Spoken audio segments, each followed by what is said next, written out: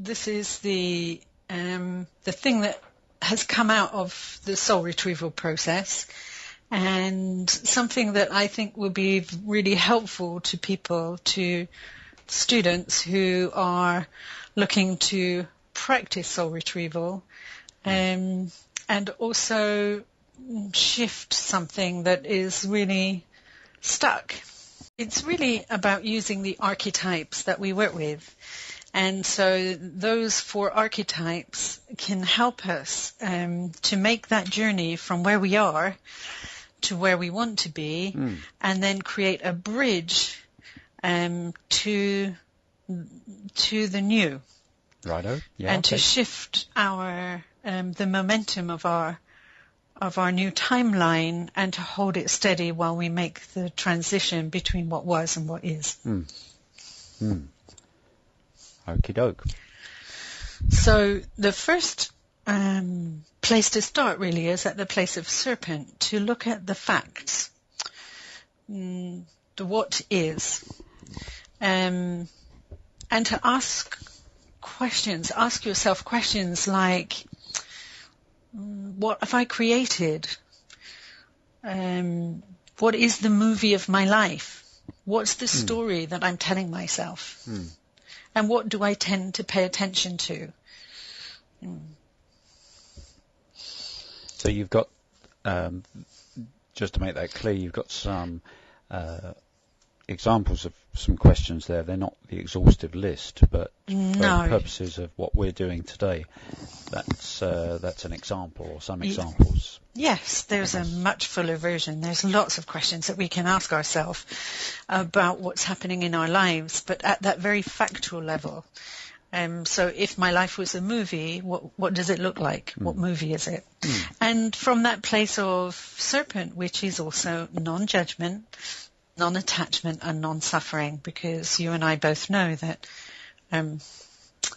if it isn't done from that place, we can end up blaming ourselves or blaming others for what our life looks like.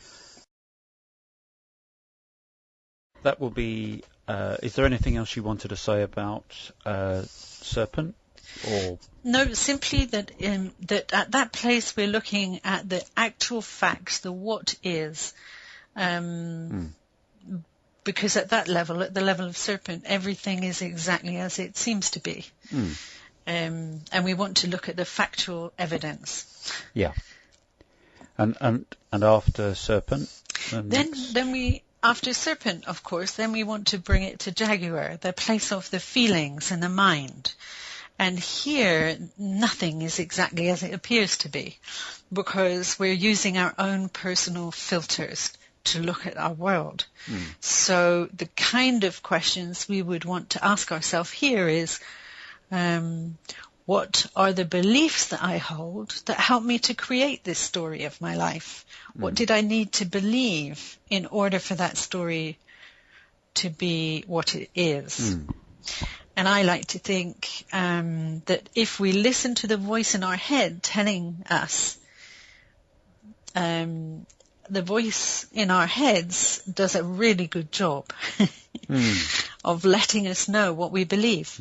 If you listen to what your head tells you, what do I feel about myself? What do I feel about my life? What am I telling myself? What am I telling myself about what others are doing?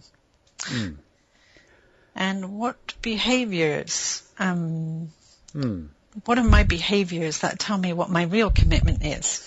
Yeah, I was just going to say, I'm a big fan, as you know, of what we actually do and what we say are congruent. And also they reveal what our true commitment is. That sometimes it can be a little tricky, can't it, to listen to the voice in our heads, which can tell us quite a lot of story, actually. But what we actually do, what we actually say, seem to reveal what we truly commit to. Absolutely. Yeah, 100%. So we can say in our heads, I'm on a diet, but actually find ourselves eating biscuits and chocolate. Not that I'd know anything about that, but...